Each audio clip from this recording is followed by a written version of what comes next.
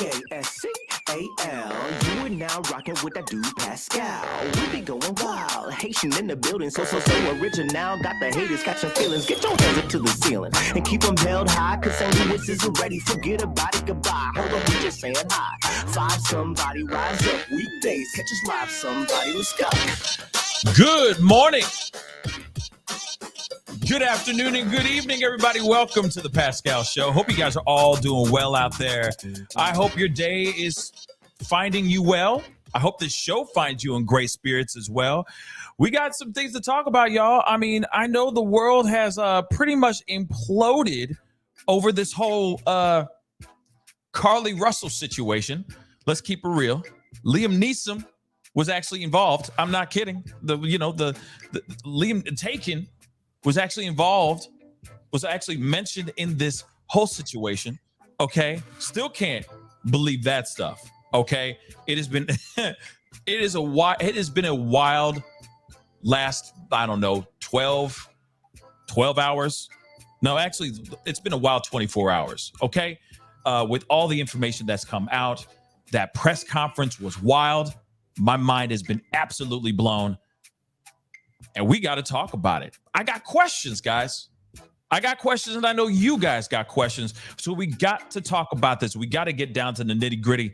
So before we get in everything on and popping, because it's going to be a very informative show today. So please do me a favor. Hit that like button down below. All right. Crush it. Send it past 400 likes as you guys start to file in. Good morning, good afternoon, and good evening to every single last one of y'all, wherever you're watching this show right here, because I know we got some international love going on. All right. So please be sure to hit that like button. Send it past 400 likes. Now, the other thing, if you haven't done it yet, okay, hit that subscribe button if you're watching on YouTube. And if you're watching on Facebook, to my Facebook fam, please go and hit that follow and like button on the Pascal Show Facebook page. Please and thank you. Okay, because we are also streaming live on Facebook right now just for my Facebook fam. All right, so please go hit that follow button, hit that like button on the Facebook page as well. Okay, and of course, if you're over here on YouTube and you've already subscribed, don't forget to hit that notification bell, set it to all so that you know whenever I go live, whenever I upload, because it can be random, okay? And also, if you want to support the channel, hit that join button, or you can follow me and become a patron on my Patreon, patreon.com/The Pascal Show. Okay, after getting all that mucky muck out of the way, okay, we got to get into some things, okay? We can't be here for a long time, and my guest that's going to be here in just a few seconds here can't be on for a very long time as well. He's a very busy man, all right? He makes money doing what he does, okay? Now, we have a lot of questions, right? A lot of questions have been popping off. We just heard some crazy stuff yesterday afternoon, Bombshell press conference from 5-0, one of the slickest suits I've ever seen a chief ever wear. Okay, got to be real. All right, showed up in salmon. Was that? I don't know what color it was, but we ain't here to talk about his style. Okay, we ain't here to talk about his haberdashery. All right, we're here to talk about the things that came out of his mouth. Okay, which was absolutely damning for Carlee Russell. I mean, obviously, I feel like a lot of us are swinging now towards the side. I mean, I think we're all sold at this point now that this has been a one big old lie. It's been insane. We are going to play a few clips from the press conference here in just a minute, but I do want to bring our good friend that's been on the show before. He hasn't been on this show in a minute. It's been a long time, so it's great to see this man's face. Please welcome attorney Christopher Melcher to the show. Chris, what is good, man? It's been a long time. How you been? It's been too long, and I appreciate you reaching out and and to see the growth of the show, the community here.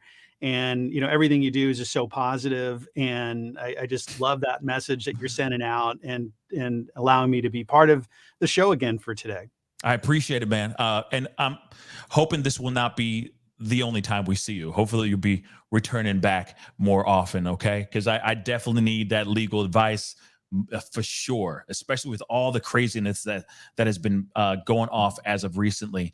And just so you guys know, if you don't know about Popcorn Planet, you can see him on Popcorn Planet as well with Andy Signor and the rest of the crew over there. He shows up and does a lot of what's the word? Panelists. What's the word? Commentary over legal legal commentary.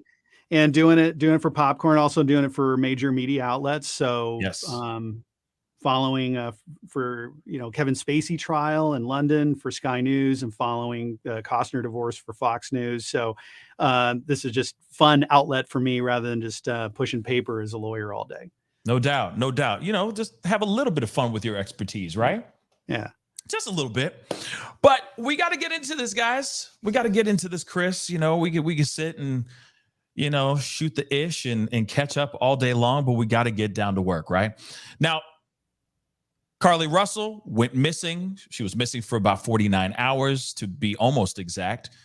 After those 49 hours, she was found knocking on her parents' door, right? Everybody, the whole world went nuts. Everyone lost their minds trying to figure out what the hell happened here. What was going on? How did she get home in one piece? The boyfriend said at one point that she was fighting for her life for 48 hours. The parents even went on to the Today Show saying the same thing, that the abductor, this monster, was still out here in these streets. Now we have, let me pull this up too. Now we have an actual press conference that happened a little less than 24 hours ago, where, like I said, Rico Suave, the chief, Rico Suave, showed up and said some things, right? He dropped some serious bombs. Now, there's a piece here that I wanted to share with you guys. Just wanted to play it really quick, just to relive one more time a small snippet of this bombshell press conference. Let's take a listen to this really, really quick before we get into the conversation.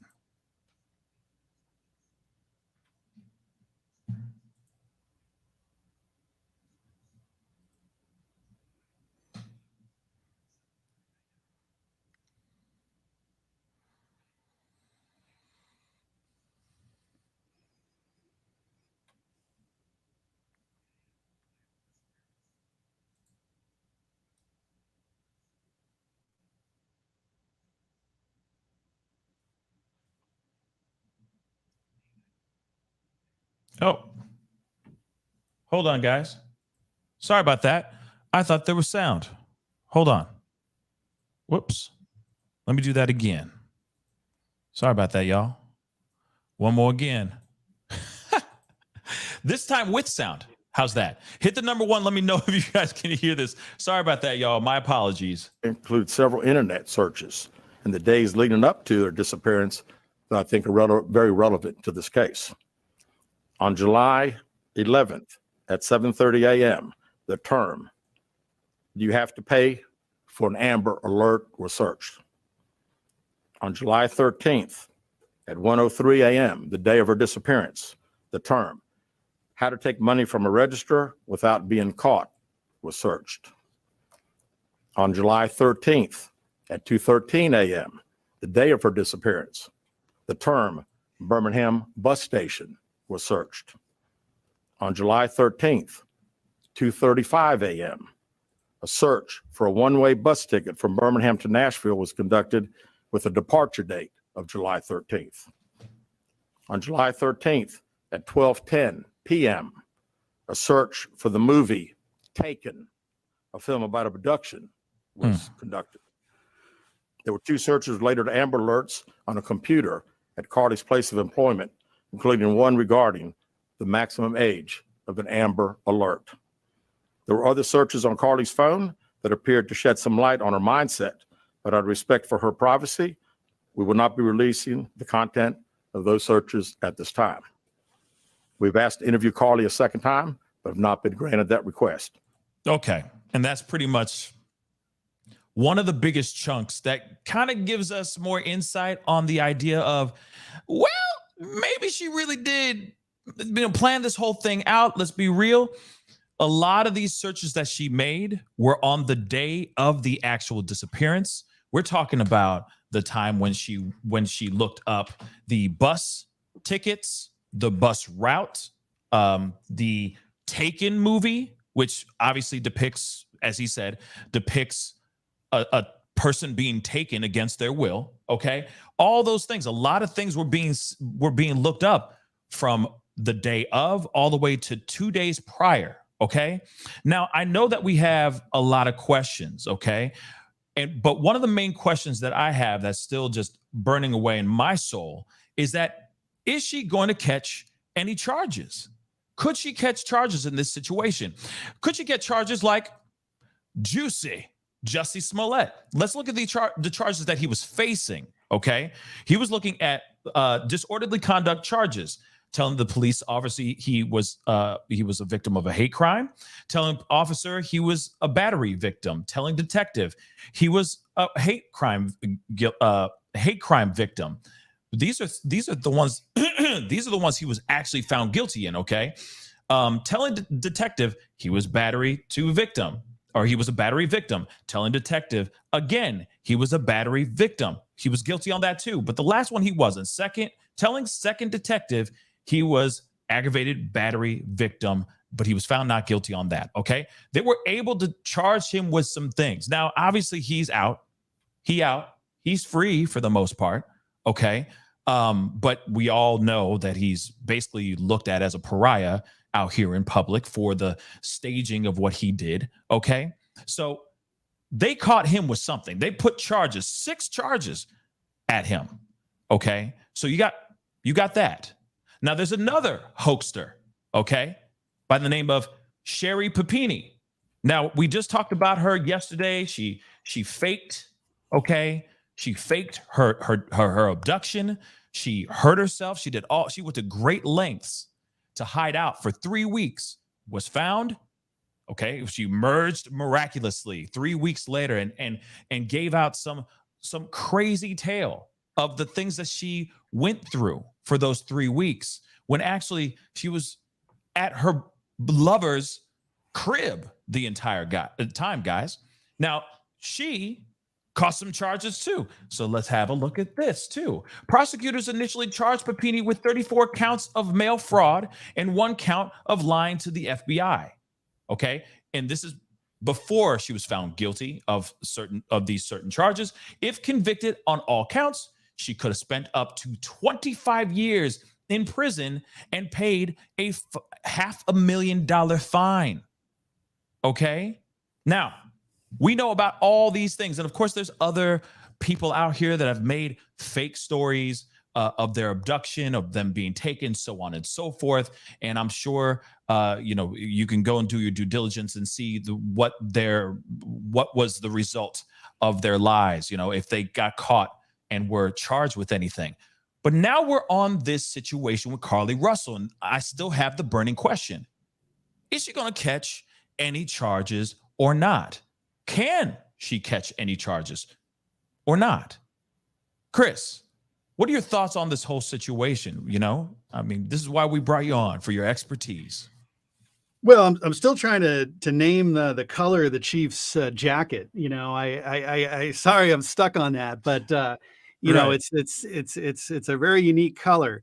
But beyond that, I think their charges would have to be brought if the investigation kind of continues on this course and it's established that this is all made up, because of ratcheting up the law enforcement response. I mean, it was an enormous amount of effort that was put into determining, first of all, was there this toddler or young child running along the roadside and in danger? So now there's an immediate response by law enforcement to come out there to protect that child, which puts the responding officers and the community in danger. So that's the first, kind of risk that she created. Mm-hmm. And then of course the massive response and investigation that was done to find her, and the allocation of those resources on trying to find Carlee necessarily means that those resources could not be used for other people who reported a crime. So if you imagine somebody who was mugged or had their house broken into or some emergency happening, all of that law enforcement personnel is now over, for this search, they can't be in two places at the same time. So that's the damage that's done by these false reports. And there has to be a consequence to it. And so I got to think to send a message to anyone else thinking of doing something like this. They have to act. I understand that motivation, but also my view on these cases is really good. You summarized the other two, is that my sense is there's got to be some kind of mental health crisis involved or motivating this type of behavior beyond just criminality. This is a very unbelievable thing that somebody would go to this length to create a false story of an abduction. What's their goal here? Is it to get attention? Why would they do that to their loved ones? Immediate family members, who of course would be absolutely terrified. And besides themselves hearing this news. So, why didn't they think of the effect that it had on their immediate family? And so I wonder, what's really happening, and is this criminal or is this mental health issue? So that's obviously got to be looked into. And really the damage mostly is done to herself, like in those other cases.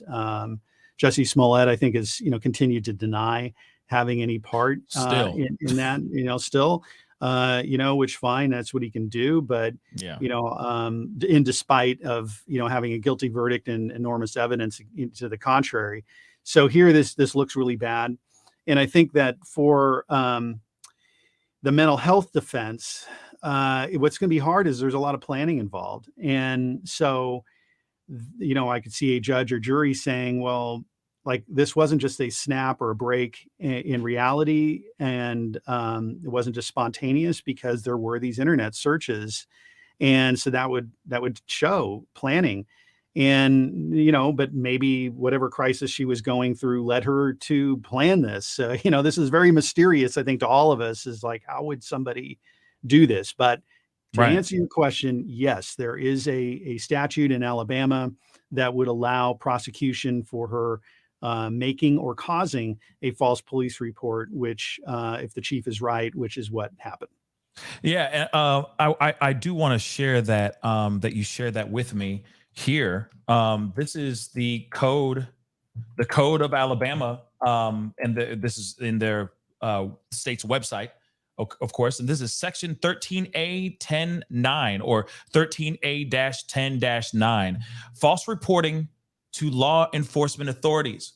A person commits the crime of false reporting to law enforcement authorities if knowingly makes a false report or causes the transmission of a false report to law enforcement authorities of a crime or relating to a crime. B, false reporting to law enforcement authorities is a Class A misdemeanor. So it would just be like a slap on the wrist, really, right? It wouldn't really be like she's facing any type of prison time or jail time or anything, right? Well, there could be jail time. So generally, when we're looking at a crime, it's either a felony or a misdemeanor or infraction. And so if it's a misdemeanor, generally that's not a state prison sentence. This would be county jail time, perhaps up to a year. And sometimes they can have multiple counts. So there was a 911 call. So that could be, either a false police report or at least causing one to be transmitted. And then the statements that she gave when she was found or located to the police could also be further charges. But generally speaking, if there's no criminal record for her, and I don't know that there is, there may not be much jail time. There could be, though, a fine assessed, and the fine would be based on the cost of the search efforts, which would, of course, be enormous, even though, we're talking a matter of days. It was a huge police response. So she could be charged back with that. And if that's criminal restitution, she may not be able to bankrupt that she would be stuck with a pretty big bill. So she'll be staying at her parents' house for a very long time if she gets caught with these charges, with the bill, right?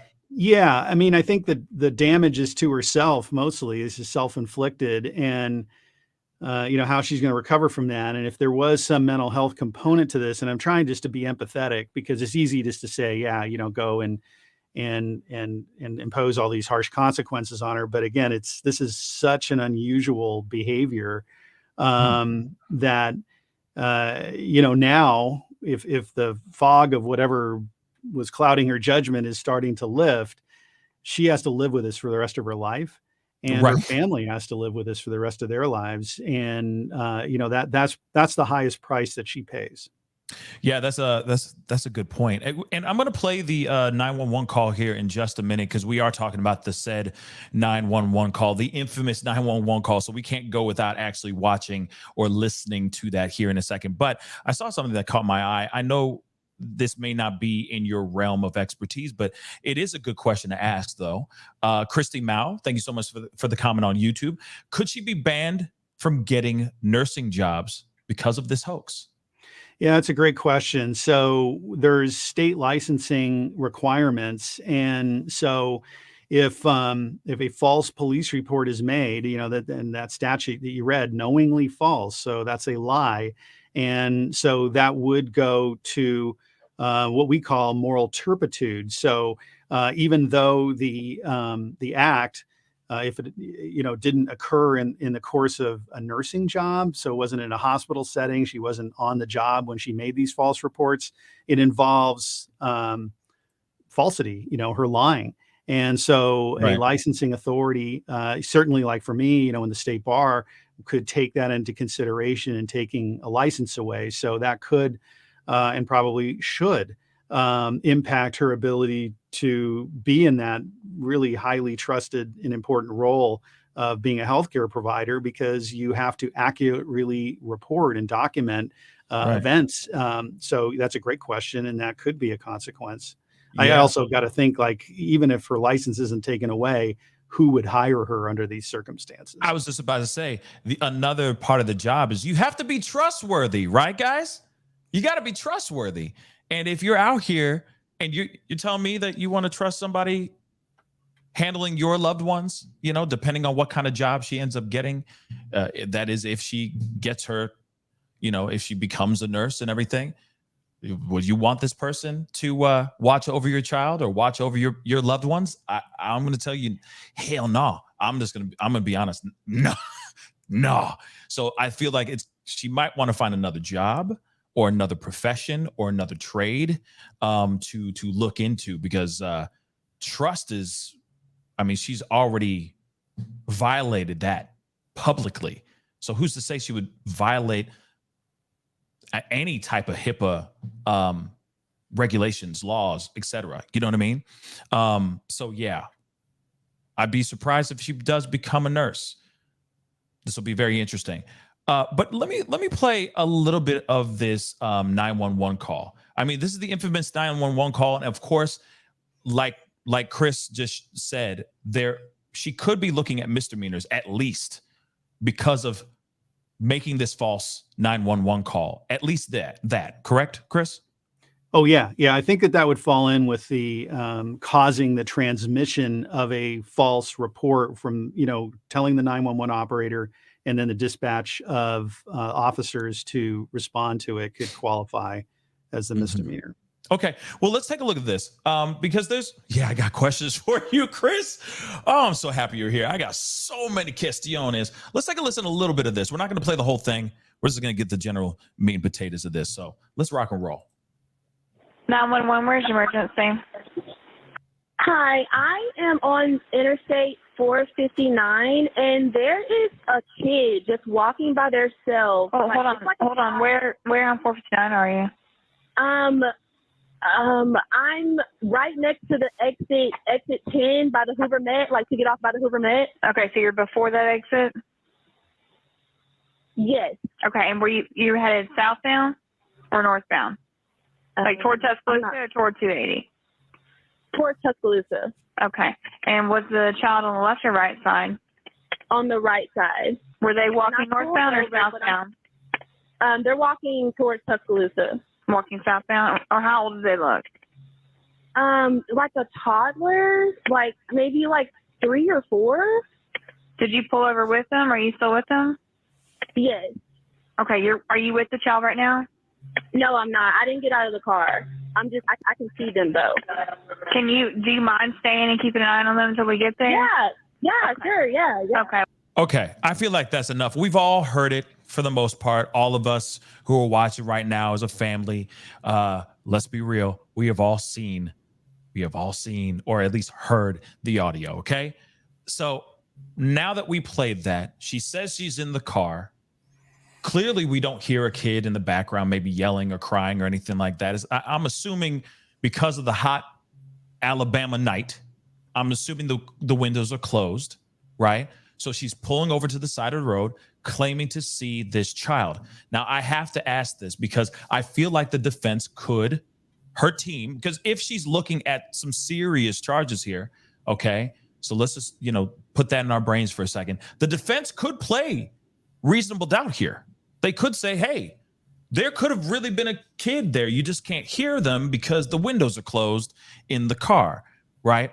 And she hangs up with 911 before she gets out of the car. Okay. Now that could be incredible plotting on her behalf, or she could have just, I feel like the defense will say, well, she was trying to render aid to this 3 to 4 year old kid wearing a diaper on the side of the road. What are your thoughts on that? Yeah, it's a remarkable audio because, when I was mentioning before about maybe a mental break, when you listen to how precisely she was answering those questions and how calm she was.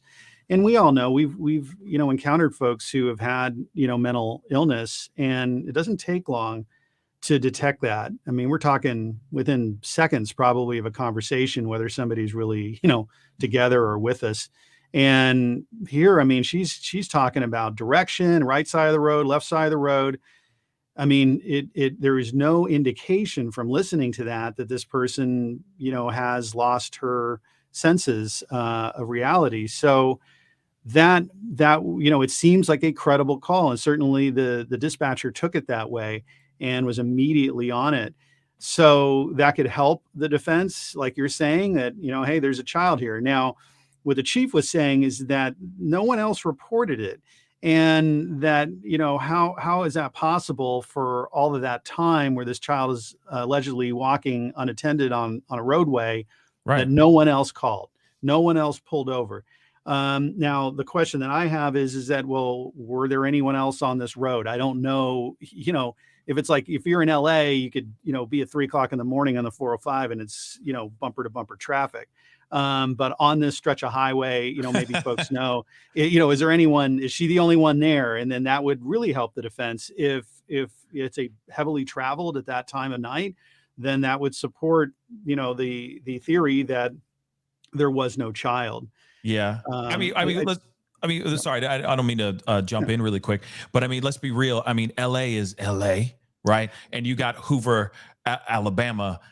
Yes, it seemed like it was a busy interstate, but it wasn't, bumper to bumper. So yeah, LA is, when you're driving the 405, you're on the 40F, right? So I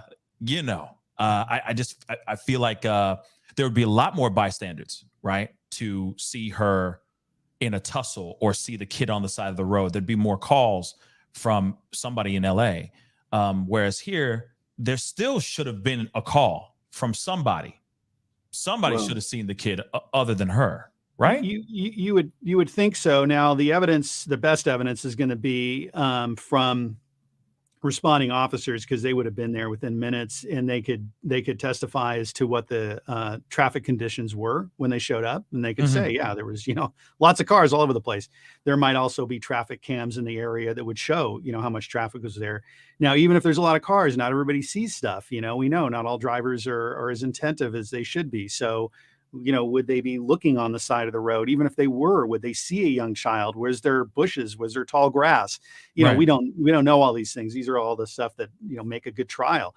What was concerning to me, because when I heard the story, I just wanted to believe it. I mean, because we unfortunately hear stories like this happening and thinking, okay, did somebody use a child as bait? to get this lady to help and then to take her. And how frightening is that, and what's the status of this child, and who would do such an awful thing.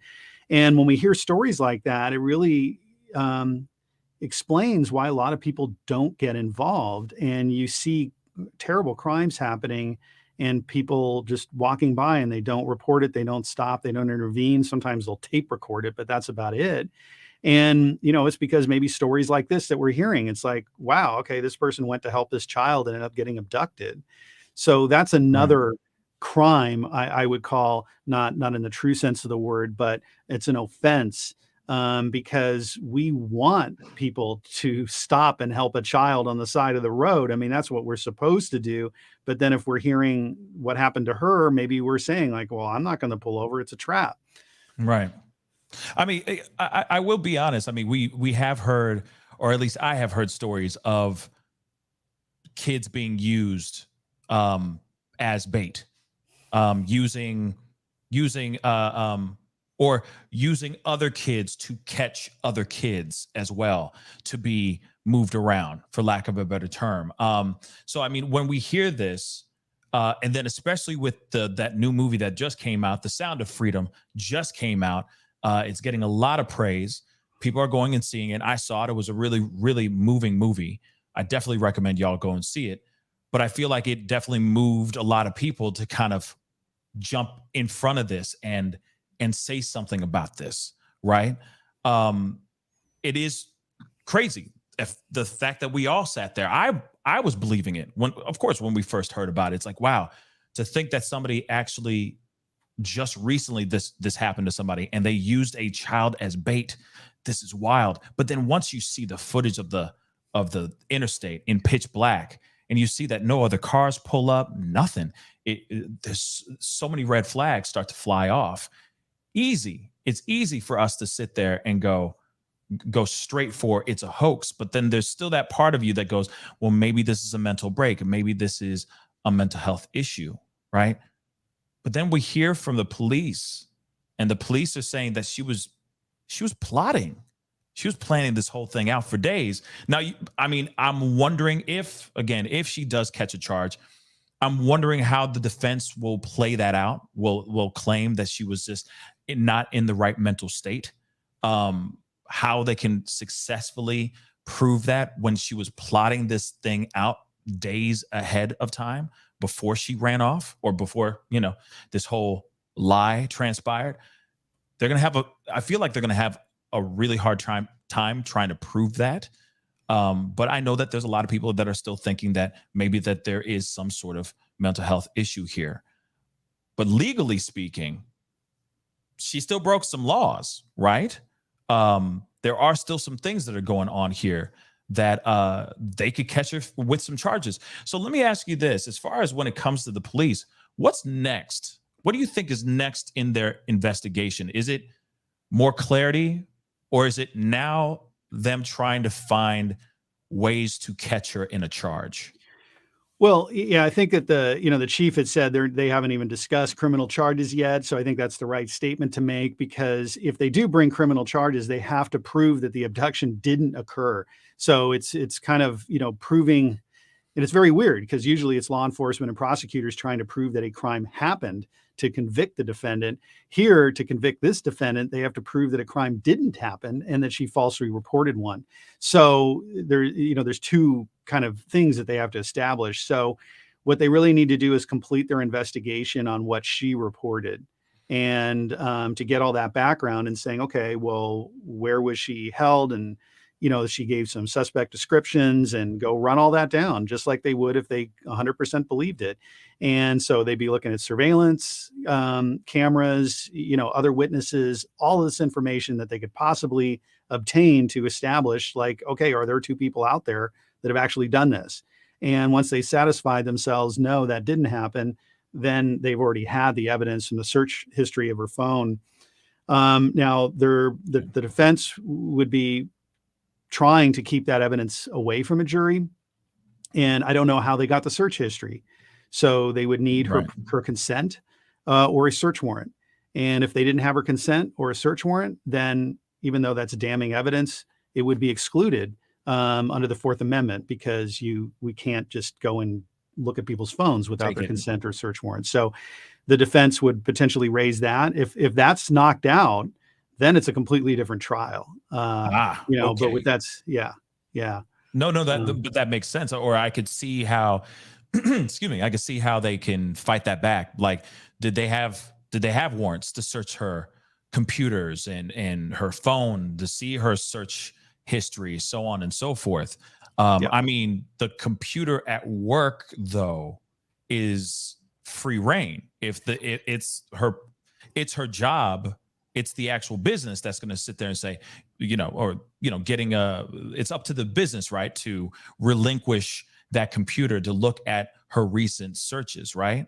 Well, that's an awesome question. So yeah, Okay. to work setting, typically it's if it's the employer's equipment, the employer has the right to go in and access those messages at any time for any reason.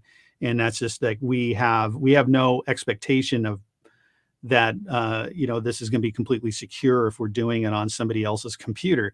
And that's probably in a workplace manual also that would say that the employer has that right.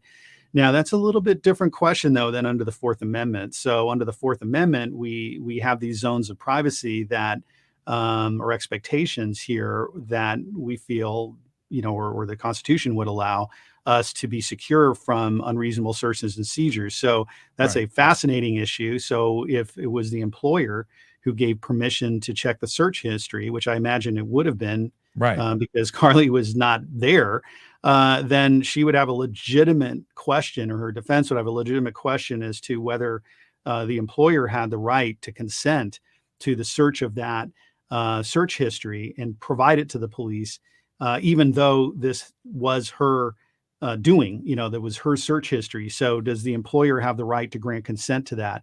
We do get issues on that, on search and seizure of somebody's home or entry to a home. So, if somebody goes in, police knock on the door and somebody says, go ahead in. Sometimes there's questions there. Did that person have the authority to grant that access? And therefore, is the search going to be valid? This is going to be a key issue because, again, that's the damning evidence. If we pretended like all that search history information didn't exist and we're down to, she says there's a kid on the side of the road, we take ourselves back to when we first heard the story. And it's like, well, like you said, unfortunately, in our society, these kind of things happen and it's not completely incredible. And they would have a very difficult time, probably impossible time, establishing that it's a false report without that search history or video evidence, that just conclusively establishes that the child's not there. Because again, I know there's video stuff in there, but again, it's like, well, maybe there's a bush, maybe there's some tall grass, maybe it's dark. You get into all these things and it's like, how do you know exactly where that child was in that photograph? So without the search history, it's going to be a very difficult prosecution. Yeah, because that's going to be very interesting. How they obtained the cell phone, how they obtained access to the job computer, how they obtained any of that stuff is very interesting. But then again, when they were looking for her, so then this is the question then, because this is the part that doesn't make any sense. She went missing. Her phone was right there on the ground. Her phone, getting access into her phone could unearth possibly finding her if she was actually taken, right? Could maybe get us closer to finding where she was, so on and so forth, right?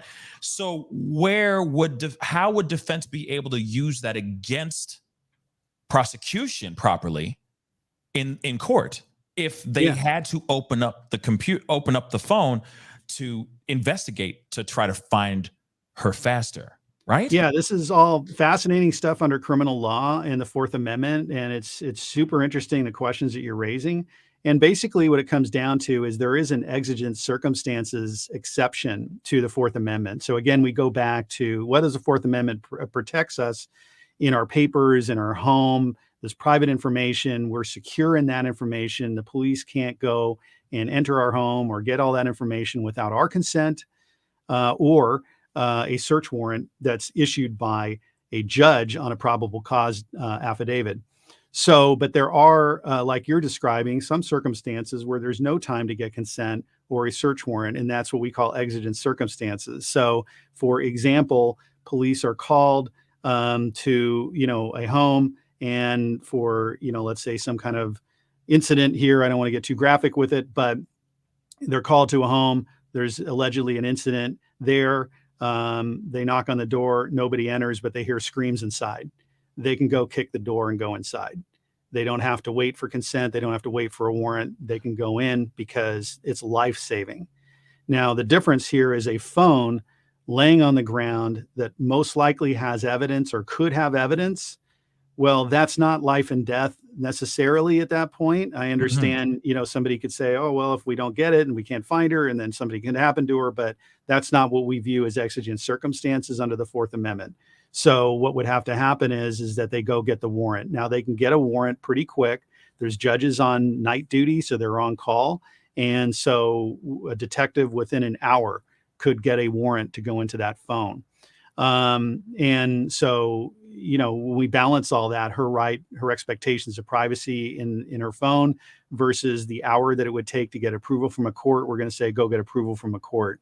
Now, what happens on these investigations, unfortunately, is that they're not thinking when they're investigating this that she's committed a false police report. They're thinking that she is in imminent harm, that she wants help, that she would want the police to go into her phone to get whatever information was necessary, because they're trying to get these two individuals. And had it progressed that way, where they went into her phone, let's say without a warrant or without her consent, and they got the information, let's say a family member had her passcode. Okay, fine. Hey, family member, give me the passcode. Boom, I'm finding all this stuff. We locate the two individuals, we prosecute them. Those two individuals do not have standing to say that Carlee didn't give consent. Only Carlee can claim that in a prosecution against her. So the two individuals can't say, hey, you went into that phone illegally. No. So that would have worked perfectly fine had the police been investigating what they thought they were, what was happening on the ground. Right. But again, these are decisions that are made in especially smaller departments. And we see this in murder investigations or homicide cases where there's, the police are there. They don't think they have what is actually there, and they don't follow all these procedures. And then the case turns out to be something much, much bigger later on. And unfortunately, that evidence never sees the jury because it is excluded. It has to be excluded. That's the cost of not complying with the Fourth Amendment. So, yeah, we'll see. If all this evidence that we're seeing and we're talking about publicly could be shielded from the jury if it wasn't properly obtained. That's interesting. And again, I got so many questions. I got a few more. I know I can only have you for a little bit longer. But real quick, somebody just asked us about this. Kate Miller on Facebook. Thank you so much for the comment on Facebook. What about the Donald Trump orange hair look-alike false identification? Can she catch any charges for any false identification of the fabrication of these other added stories of Cheez-Its and granola, you know what I mean? Sitting down with this redhead bald spot dude and, the girl feeding her Cheez-Its and stuff. Can she catch a charge or anything for that? Well, I think it just goes to how incredible the story is. I mean, I don't know, and there's always differences. And if you've ever been involved in reporting anything to the police, what is told to the officer may not come out exactly the same way. Not to say that the officers do anything wrong, but it's just human nature. When you tell a story, it's perceived a little bit different. So when I heard the red hair with the bald spot, I'm kind of thinking like of a clown image or something like that. It was just like, it sounded ridiculous. Now, maybe she was saying it was a person with red hair, red-headed person. And maybe it just got translated to orange. But yeah, I think it just goes to this very fanciful nature of the story, and it just sounds very odd. But again, I mean, we hear these stories and they're true. We've heard true stories of people having horrible things done to them. So again, it's, so I think it would just, if all this other evidence gets in there, I think that the red-headed person would just make it sound like she's just making it up, or and again, that might go into her defense if she's saying that Right. she wasn't of the right state of mind to knowingly make a false police report. Yes, it was false. I didn't know it was false because my brain was playing tricks on me and I'm seeing orange-headed people run around. Right. Yeah, it'd be interesting if she does catch anything, what the defense will try, or what her lawyers will try to bring up. But one other thing I do want to point out. Okay, of course, this is just some footage of the highway or the interstate, but this right here, okay, the conversation with the parents. They were claiming that there still is an abductor out here and all that. Now, this is something I wanted to bring up. It's been driving me nuts, and I wanted to ask you this question really quick and hear your thoughts on this. So there were claims that I want to pull up here really quick. Okay. So when she was found at the house, after she knocked on the door, apparently she was found unresponsive but breathing. Okay. Like she was in a deep shock. There was a 911 call that was made. It was made through the dispatch and all that. So my question, I got two different questions. So one of the main questions is this. They said through their investigation, they said that she was found walking on the sidewalk prior to her arrival at the residence. Now, of course, the dispatch said that they received a 911 call saying that she was unresponsive but breathing. But when the first responders did arrive at the scene, she was not. She wasn't doing that at all. She was actually speaking and totally conscious and was transported to the hospital in that same condition. So could there be someone else possibly catching a charge for making a false 911 call here too? Well, I don't, I've thought about this, and let's give her the benefit of the doubt for a second. Let's say she's Sure. completely telling the truth about all this. All right. Okay, so she escapes or she's released and she's trying to get home. Why not immediately flag somebody down?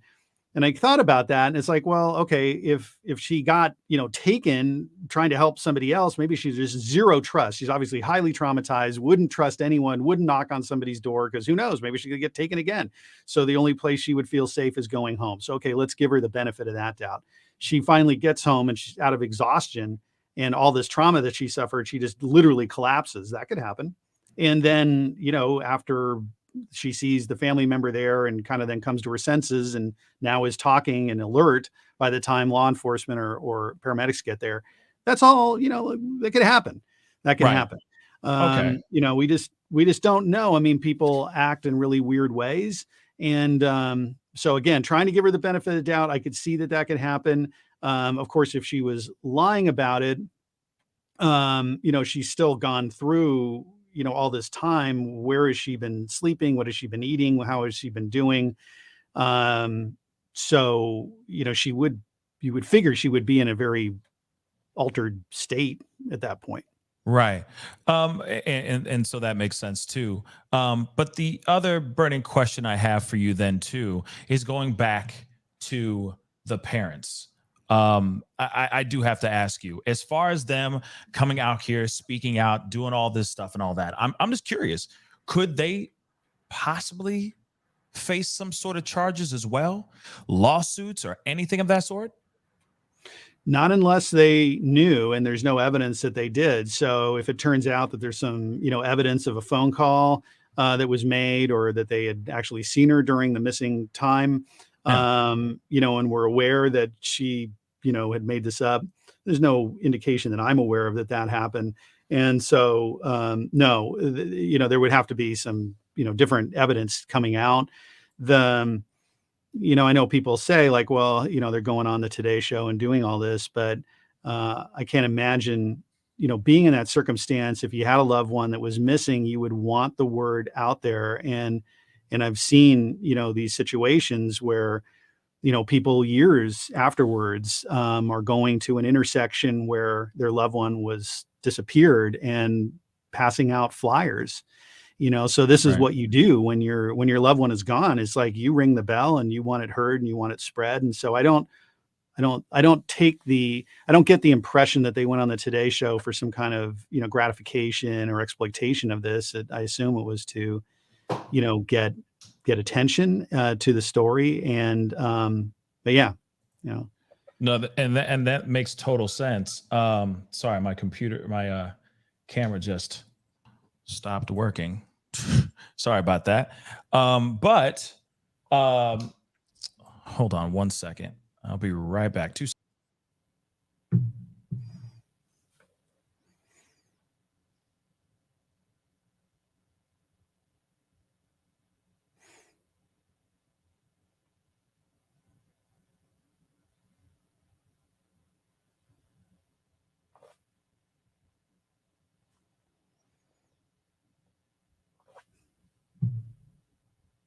Sorry about that. It just totally fried out on me for a second there.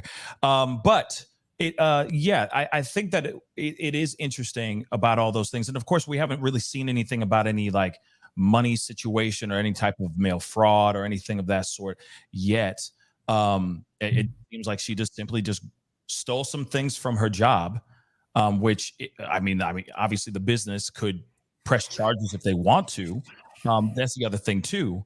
She was looking up how to steal money from a register without getting caught. Literally, that was a thing that she typed in the Googles. So I'm wondering if she really did steal money from the actual spa that she works at, she could be looking at charges for that as well, right? They could press charges for her taking maybe $107, right? Yeah, I think that there would be a lot of focus on what she had been doing here in the time before she, went missing, and I wasn't sure when with that Google search, was that a search about how to take money from a register from where she was working, or how to take money from a register while she was missing. So if she had planned this, she might need money, and maybe she was doing some planning on how to get money while she was on the run or hiding. So it was a little unclear, but yeah, all that information is definitely going to come out and be looked at very carefully, because, this is like, why would somebody do this? What would motivate them? Was there a financial aspect to it? Was she, again, mentally ill? Was she trying to get attention? Right. There's all kinds of theories out there. None of them really make any sense. So that's one of the things that, like, I wish Jussie Smollett had done. And again, I understand he proclaims his innocence. Just nobody really believes him. And it would have been better, for him just to come out and say, like, yeah, I messed up. I did this. I take responsibility for it. And there would have been people, they're still supporting him to this day that certainly would have welcomed him. And then maybe other people would have kind of put their arms around him and helped him out. Here, we'll see how this progresses. If she's going to go into complete, like, hey, this happened, and I didn't lie about it at all, or if she's going to say, yeah, I did lie about it. Here's why I did it. And if she does this kind of quickly, she could turn it around. And because I think we're all asking, like, what motivated this? And maybe there's some kind of explanation where people would say, like, okay, I mean, it's horrible what you did, but, kind of move forward on it. Yeah. What was the motivation, right? What was the reason why that you did this? Was it for to get away from your parents? I mean, because in a way, it does make you wonder, why would somebody go to that great lengths to go away, to disappear for a while? It makes you wonder if something's going on at home, or something's going on in her personal life, and maybe in a relationship or something like that, and something's not right that makes them want to do something like that. Or she just felt like trying to get some attention in some sort of way. I know that there's other theories and stuff that may be that she was with child, but that is just a rumor, guys. I haven't heard anything confirmed yet in anything in the news yet. And I feel like once we get that, then I'll speak about that. But right now, that is just rumors. And I know that some of the rumors have come out as true, but not all of it. Okay.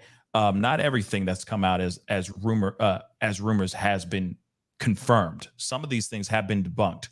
So I say, let's just wait until law enforcement or if Carlee comes out with the information too. She might come out soon. But it's going to be very hard, I think, for her to redeem herself. Because unless she leans on yes, I had a mental health break, but then I feel like she needs to go get evaluated, and the public will want to hear from that mental health expert to actually speak out and say, yes, we evaluated her, and yes, she is dealing with a mental health break, or she dealt with a mental health break at that time. Because I feel like a lot of us are not believing the situation now. You know, a lot of us that were thinking it was something now are thinking something completely different. As far as legal, I mean, it's interesting.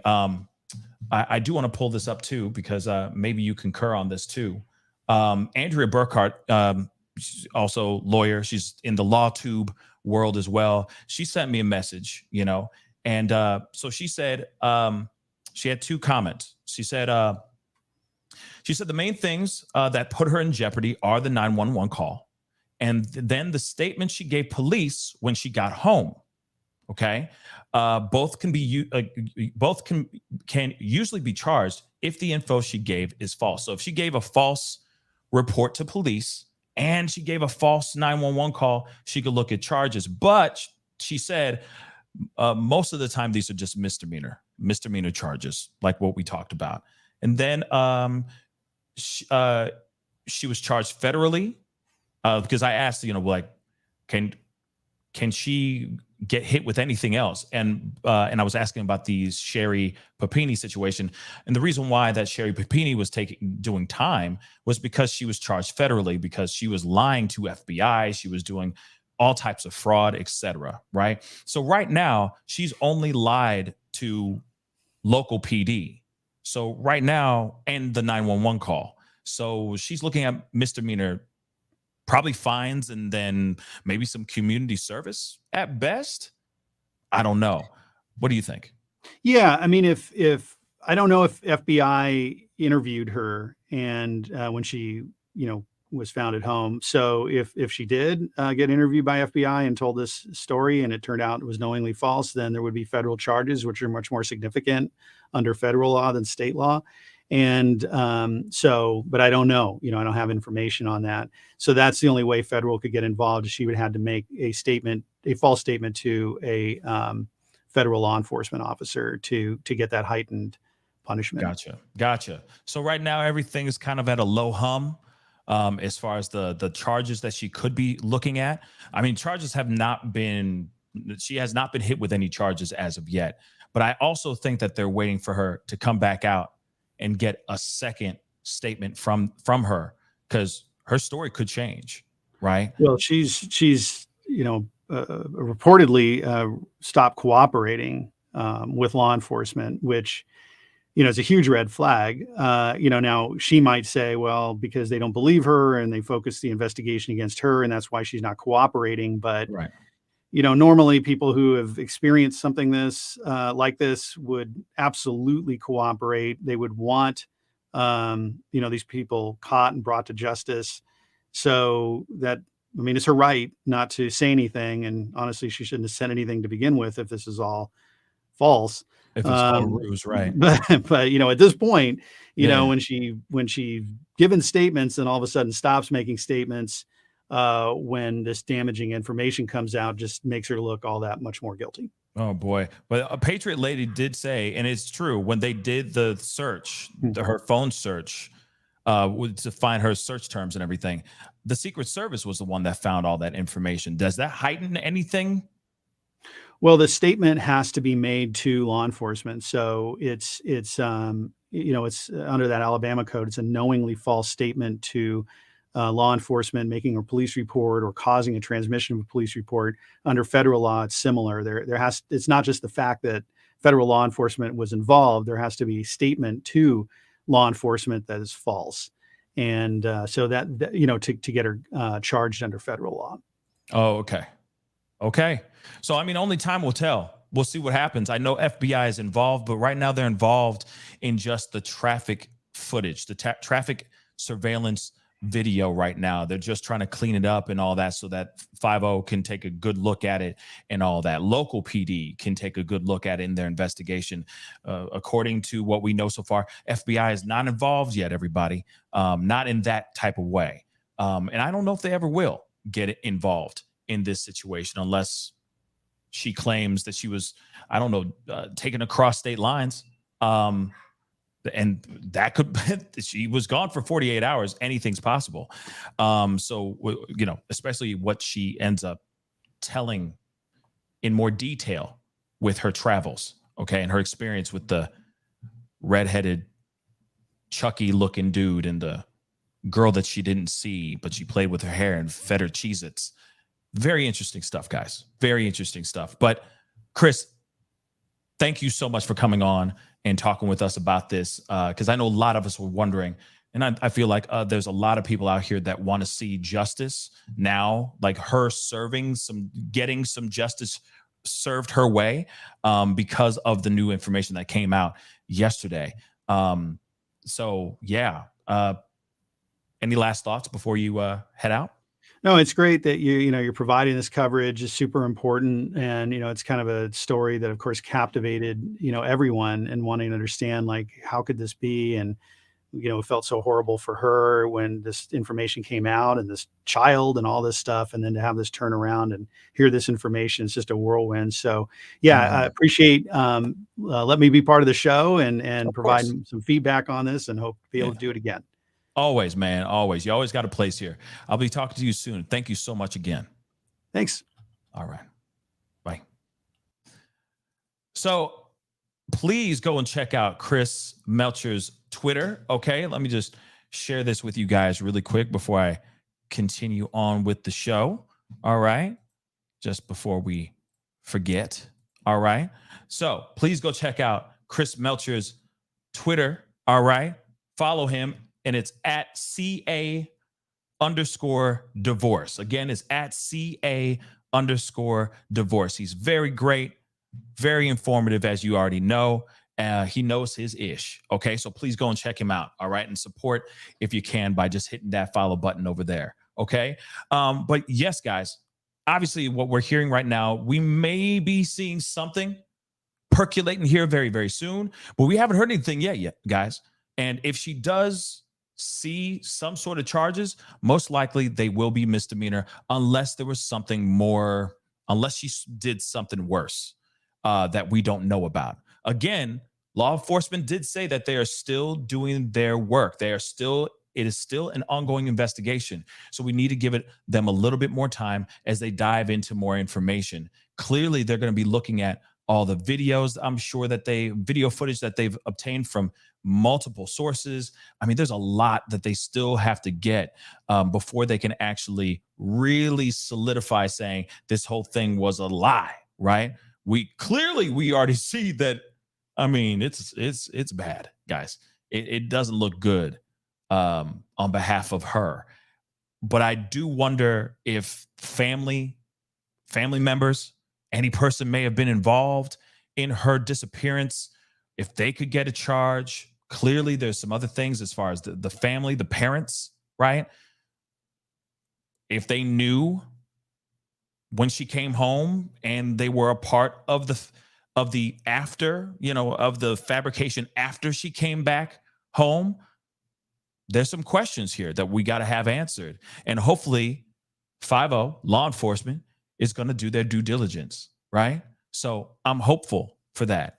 And of course, we will find out more information, but I don't think, again, unless there was something really bad that this woman did, I don't think she's going to be seeing the inside of a jail cell, prison cell, or anything like that. I see her getting a little bit of a slap on the wrist and, of course, paying some fines. But I feel like the only thing that she's going to be in prison is going to be in the prison of the judgment of people around her in her town or wherever else she ends up going in this country, because it's going to be very, very hard for her to shake this off, right? So she's been shackled already, guys. Let's keep it real. She's shackled already with these lies. So it'll be interesting to see what happens here as time goes on. But let me get some of these super chats, okay? Robin Lane, thank you so much for the 10. She said, thank you. No, thank you. I really do appreciate the support. Hollywood 2000, thank you so much for the $5 super sticker. And Bethany, welcome to the family. Welcome to becoming a member of the family. I really do appreciate it. And just like Bethany, you can hit that join button down below and support the channel. These purple lights don't pay themselves. So please, if you want to support, hit that join button down below, or you can join my Patreon. Again, patreon.com/the Pascal Show. Okay. Anyway, guys, man, it has been wild. This story keeps percolating. All right. It keeps on growing, and it's going to keep on growing. Let us see how it transpires over the next 24 to 48 hours. I feel like the world is still, I feel like the dust is still settling on what happened in that press conference. All that information. Yes, I know all the memes. Okay. It's insane. All right. All the memes are insane. Okay. And don't worry, I'm here for it. I'm having a great time laughing at all of them. But we have to also remember that I really hope that this does not change the energy that transpired when everyone gathered together and tried to find this young woman. I just really hope. I mean, this is not a laughing matter. We can laugh at the Cheez-Its and the granolas and the toilet paper and the robe and the Chucky and all that stuff, like and the little man and all that stuff. Okay, we can laugh at all that stuff all day long. But on a real tip, I'm really, really concerned that the energy that we just started, right? That was some amazing reaction from everyone, from all of y'all that went out of your way to hashtag, say her name, put out the information, right? I just hope that we don't lose that energy, because not every single person that goes missing out here is going to be a hoax. And we need that same energy on people that actually do need our help. It's frustrating that she kind of put a bad taste in all of our mouths. She kind of shamed all the people that are out here in these streets that are still missing as we speak, that we wasted our time hashtagging her name when we could have been hashtagging those other names. It's very frustrating. But I want to say this. Those people are still out there. Those people are still missing. And more importantly, those people need all of your help. So we need to have that same energy no matter what. I get it. It's frustrating, but you don't give up, right? You definitely don't give up on somebody. You don't give up on life. We're going to see hoaxes like this. They come and go. But every single time that you send out that hashtag or send out that article or put that person's picture and their name out on your social medias, you are doing something good. You are pushing the needle towards justice and towards finding them safe and alive. So keep that same energy, everybody. That's all I ask. Don't give up. Don't blow out this candle, because it needs to keep burning for a lot of other missing kids and men and women out here. Anyway, guys, that's the show. I appreciate all y'all for coming out. Appreciate the love. Thank you all so much for coming in. Do me a favor before you head out. Hit that like button down below. If you're watching the show on Facebook, do not forget to go and hit that follow, hit that like button on the Pascal Show Facebook page. That will really, really mean a lot. I appreciate all the reactions, all the comments, and all that. Thank you so much for that. All right. You'll be seeing a lot more content over there for sure. So be sure you do that, okay? Also, hit that subscribe button if you're on YouTube. Crush it, okay? Hit that notification bell to all so that you know whenever I go live or whenever I upload, because it be random, okay? So please hit that subscribe button, hit that notification bell, join my page, my membership down below if you feel like it, or become a patron. Patreon.com/the Pascal Show. That would be greatly appreciated. Again, these purple lights don't pay themselves. So every bit of support is very, very appreciated. Anyway, guys, again, keep that candle burning. Keep that energy, that same energy, because there's more people that need help. Okay? There's a lot more people that need help. And we will be talking about those people on this show until my last breath. You can believe that. Anyway, guys, I appreciate y'all. Have a wonderful rest of your Thursday. I may be on a little bit later on today. I'll let y'all know. I promise. Okay. And if there's any more developing news about this case, I will let you know for sure. So make sure, keep your eye on this show. All right. But real quick, Kristen Wright, thank you so much for the £2. I think you're the best. No, I think you're the best, mate. That was Australian. You know what I'm saying? I appreciate you. Thank you, Kristen. Thank you, sweetheart. Thank you so much for the love. Thank you so much for the support. Okay. But anyway, guys, you guys are amazing. Have an amazing rest of your day. Okay. Do something positive that requires you getting out of your house. Just do something positive for yourself because you deserve it. All right. Anyway, it's time to get going. Be good to yourselves. Be good to one another. And I'll see you guys soon. This is the Pascal Show. Bye.